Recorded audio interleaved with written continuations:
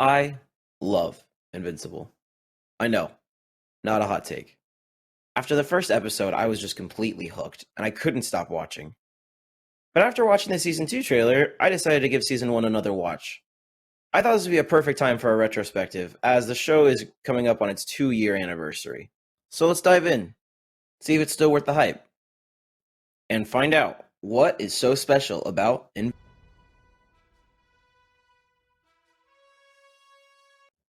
I want to reiterate that I love this show.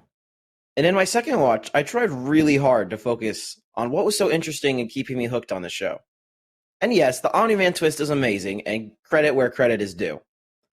But I think the thing that really makes me love this show is the characters. Invincible's characters are written and performed to perfection. Every single character who is given significant screen time is well written and very well thought out. Even if you don't like every character, I think you still get a good idea of who they are and why they're doing what they're doing. Omni-Man, Mark, Debbie, Cecil, William, Kate, Amber, Alan the goddamn alien, Damien Darkblood, Rex Plode, the Mallory twins. I could go on and on. I think, again, every one of these characters, we get a really good understanding of who they are in only 8 episodes. Now, I can already see the comments. Oh, Amber is so toxic. Amber is badly written. Now, I can't defend or say that she was a good person or she treated Mark well. But all I can say is when I was 17, I think I did stuff that was a lot more immature and a lot dumber. So I'm willing to let it slide. But to go back to the characters, none of this would be possible if it wasn't for the amazing voice acting cast that Amazon got for the show. Amazon did not spare expenses with the voice acting in this show. Everyone knows J.K. Simmons, Steven Yeun, and Sandra Oh all kill their roles as Omni-Man, Mark, and Debbie, respectively. But the fact that they got big names like Mark Hamill, Seth Rogen, Justin Roiland just to voice their small characters that aren't even in every episode, it blows me away. I also think the dialogue in this show is written so well. Every emotional scene hits exactly as it's supposed to. And yeah, I could talk about it for hours. But I think it's better if I just show you one of my favorite clips.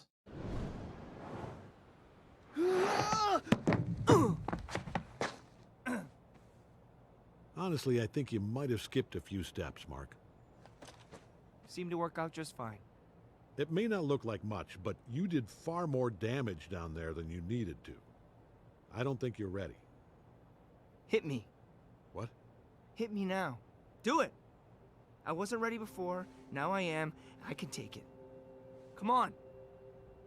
I'm not gonna hit you. You never hit me before, okay? It scared me. It wasn't too much. I could take the pain. I'm strong. I know you are. No, you don't! I know you think I can't do this. Hit me and let me prove you wrong. Please, Dad. Please just hit me. Oh, son. I'm strong enough. And I can do this. It's all I ever wanted for as long as I can remember. I want to do what you do. I want to be just like you. You will be, son. You will.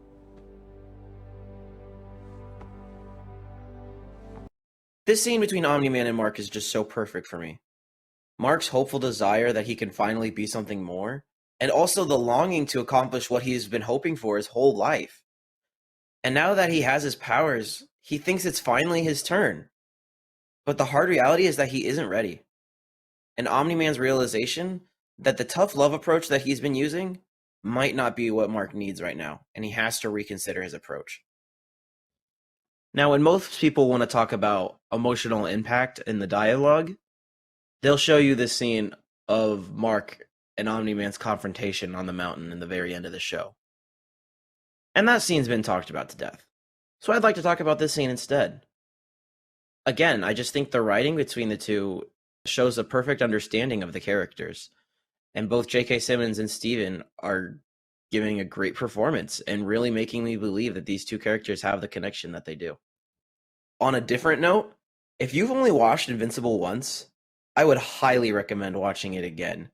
Knowing the twist of why Omni-Man is actually there changes almost every scene he's in, and you'd be surprised how much stuff you missed.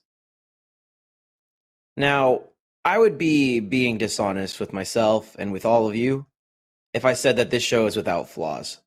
And I think the number one flaw in this show is its animation. Now, I love the world of this show. I think it's gorgeous and very colorful and well made. But there are times where I genuinely felt like I was watching a YouTube channel instead of a Prime original show. Let me show you some examples.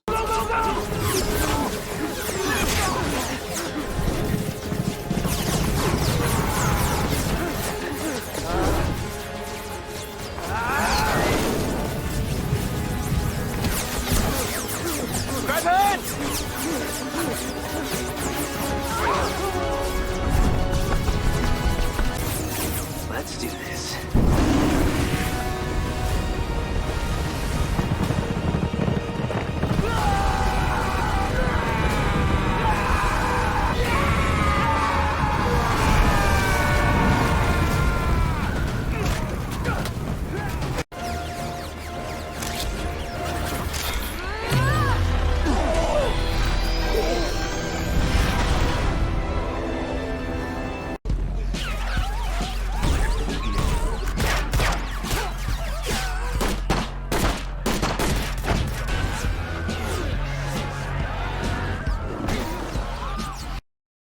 Bruh. It also seems, based on the trailer, that this is something they want to fix in season 2, which has me very excited. Now, the second issue I have with this show is that they created such a good main plot and narrative that it's really hard for me to care about the other plots. Let me put this in perspective. You just watched Omni-Man murder the Guardians of the Globe. He's keeping it a secret from his wife and son. A literal demon from hell is trying to sleuth out what is going on with Omni-Man. And on top of this, we still don't know any of the reasons why. And then you get this.